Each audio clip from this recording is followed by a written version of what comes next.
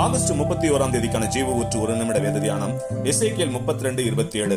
தங்கள் பட்டயங்களை தங்கள் தலைகளின் கீழ் வைத்தார்கள் என்பதே.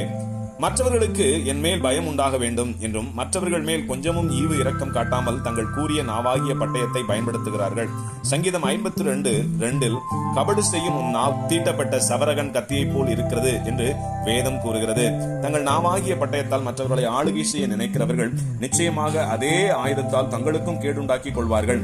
வேதத்தில் சங்கீதம் 64:8 அவர்கள் தள்ளப்பட்டு கீழே விழும்படி அவர்கள் நாவுகளே அவர்களை கெடுக்கும் என்று கூறுகிறது.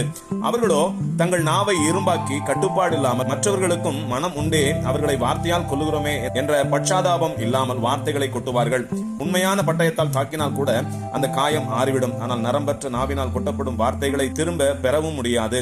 அதே போல அதனால் உண்டான காயம் ஆறவும் செய்யாது. பிற மனிதர்களுக்கு விரோதமாக நாவை பயன்படுத்துகிற போது அந்த நாவே அவர்களுக்கான மரணத்தையும் கொண்டு வருகிறதாக இருக்கிறது. அதே சமயம் அதே நாவை கொண்டு நம்முடைய ஆவிக்குரிய சத்துருக்களுக்கு எதிராக பயன்படுத்துகிற போது அந்த நாவே நமக்கு ஜீவனுக்கு ஏதுவானதாக மாறிவிடுகிறது.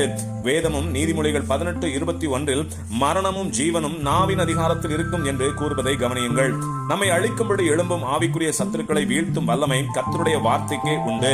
நாமும் நம்முடைய நாவை கர்த்தருக்குள் பரிசுத்தப்படுத்தினவர்களாக தேவ வார்த்தைகளை எடுத்து நம் சத்துருக்களுக்கு எதிராக நாம் பயன்படுத்துகிற போது நமக்கு எதிரான சத்துருக்கள் முற்றிலுமாக வீழ்த்தப்படும். அப்பொழுது அது நமக்கு ஜீவனுக்கு ஏதுவானதாக மாறிவிடும். நீதிமொழிகள் 15:4 ஆரோக்கியமுள்ள நாவு ஜீவ விருட்சம் என்று வேதம் கூறுகிறதே. ஆமேன். அல்லேலூயா.